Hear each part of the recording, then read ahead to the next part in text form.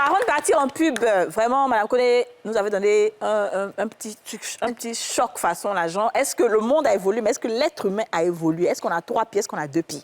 Donc, on va pas forcément suivre l'évolution pour dire que, parce qu'on a évolué, donc il faut changer tout ce qu'on était. Dis-nous, Michel. D'accord. Je pense que l'être humain, peut-être, n'a pas 3 yeux maintenant, mais on doit pouvoir adapter les méthodes à notre société actuelle. Madame Koné parlait tout à l'heure de l'information. Moi, je suis totalement d'accord avec l'information. Il faut donner la totalité de l'information. L'information veut dire, j'explique les méthodes de contraception à mon adolescent, je lui explique la sexualité, je lui montre les pour et les contre. On dit le choix ouvre sur un monde de possibilités. Il choisira de façon éclairée parce qu'il aura toutes les informations.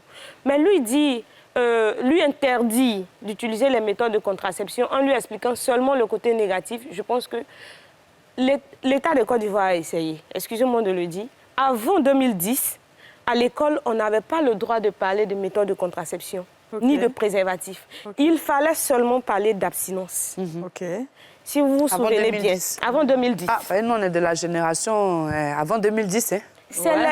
On n'a jamais entendu parler de ça. Oui, j'étais au lycée encore à ce moment, donc j'ai vécu la période. Et qu'est-ce qui a réveillé, qu'est-ce qui a changé? Si vous regardez, vous allez voir que le programme Zéro grossesse en milieu scolaire est venu après. Parce que le nombre de grossesses en milieu scolaire, nous sommes retrouvés à plus de 5000 en une seule année scolaire parce qu'on avait voulu imposer l'abstinence comme méthode de contraception. Les enfants là sont gâtés.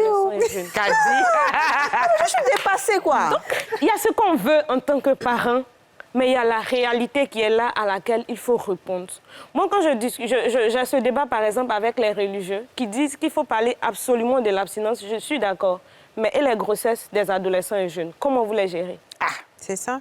Mais si ton enfant est tombé enceinte pendant qu'il est à l'école, moi, je pense que c'est parce qu'il n'a pas écouté tes conseils. Aucun parent ne demande à son enfant de tomber en grossesse, d'aller avec un homme pendant qu'il est mais c'est pas une affaire d'écouter les conseils par rapport à ce qu'elle a dit, le gouvernement a essayé, le gouvernement a peut-être échoué, mais n'a pas réussi. Le gouvernement, c'est le gouvernement. Le gouvernement lui fait son travail de façon générale.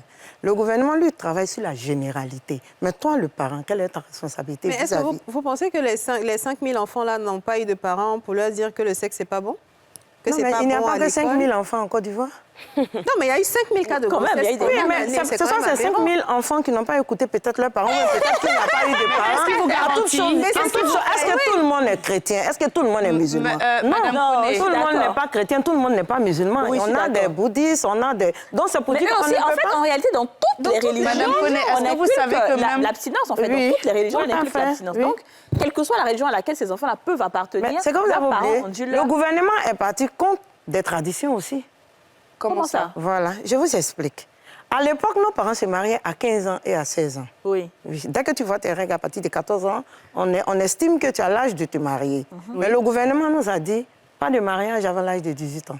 Parce que la majorité, c'est 18 ans. La majorité, c'est 18 ans. Parce qu'on considère que la santé... Donc c'est pourquoi je dis que le gouvernement fait son travail. Le gouvernement ne tient pas compte de la tradition ou bien de la religion. Pas forcément, je vais dire, entre griffes. Le gouvernement fait ce qui arrange la généralité. Le gouvernement a constaté que, sinon les responsables du gouvernement ont constaté que les enfants déjà à bas âge commencent à fréquenter ce qu'il ne faut pas. Donc il faut commencer depuis cet âge-là. Mais dans la tradition, et je pense que la tradition avait vu ça avant. C'est pourquoi la tradition a demandé qu'on fasse les mariages dans les traditionnels, nos parents. Mais à 15 ans, le truc c'est que, je vous coupe pas la parole, mais c'est vrai qu'à 15 ans quand même, une jeune fille, elle est précoce, elle est mineure. On se dise la vérité, aujourd'hui, une jeune fille de 15 ans, de 14 ans, c'est une enfant, c'est une enfant, c'est une ado. Mais pourquoi vous pensez qu'on doit lui parler de contraception à cet âge-là? Mais parce que déjà, le mariage, c'est encore pire de ce... Je préfère éviter de marier ma fille à 15 ans et qu'elle ait... Excusez-moi, c'est peut-être pas votre avis, mais je préfère plutôt qu'elle ait des rapports sexuels protégés, mais qu'on ne la marie pas à 15 ans. Je ne peux pas accepter que ma fille se marie à 15 ans. 15 ans, c'est trop jeune. Oui, on n'est pas marié et on a des rapports sexuels. Ça rime à quoi? Mais non, on n'a pas dit ça. De toutes les façons, on n'est pas dit que je suis d'accord avec le fait de... Qu'on le veuille ou pas, les ados sont actifs. La majorité des ados sont actifs sexuellement. Ici, aujourd'hui, on dit, il faut expliquer à son adolescent, voici toutes les méthodes de contraception. Bien sûr, en lui disant que le sexe est avant 18 ans. Mais quand il sort, vous n'êtes pas là-bas. Quand l'enfant va faire ses soirées, vous n'êtes pas là-bas. Vous ne savez pas à quel moment il a ses rapports sexuels.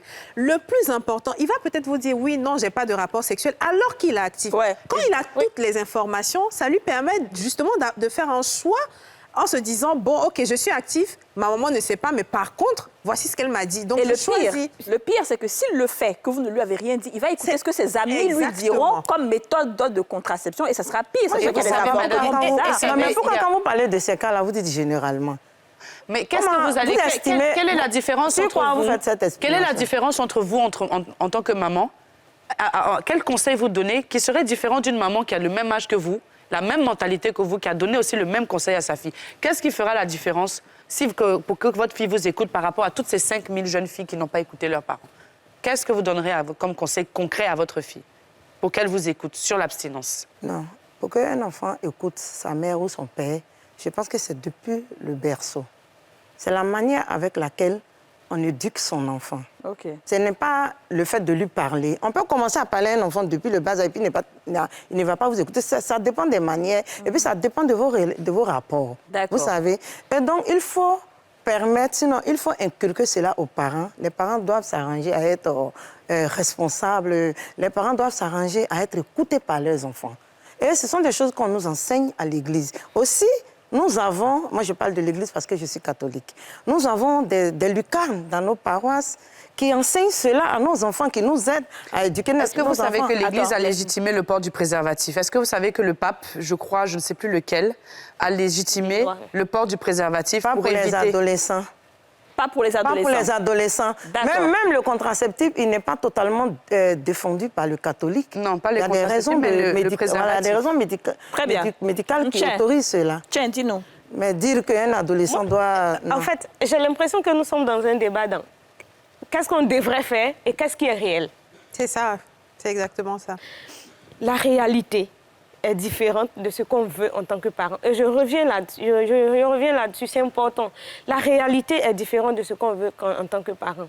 Et ce qui est triste dans ce que Mme Koné dit par rapport aux adolescents et jeunes... Oui, bon, c'est assez triste quand même parce que je travaille sur une autre thématique qui rejoint un peu ça, qui est la question de l'avortement. En général, il y a des familles qui sont très strictes, mais la méthode de contraception que les adolescentes utilisent dans ce genre de famille, c'est l'avortement, justement. Ça veut dire la jeune fille fait croire à ses parents qu'elle est vierge, qu'elle n'est pas sexuellement active, mais elle fait des avortements parce qu'elle ne veut pas que sa mère sache qu'elle est vierge.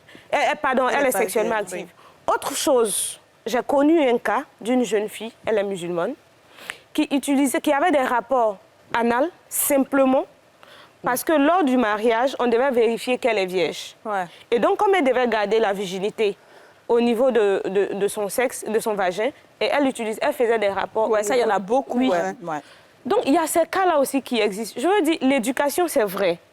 On veut que nos enfants aillent au mariage abstinentes et tout. Mais la réalité, c'est qu'il faut leur parler des méthodes de contraception.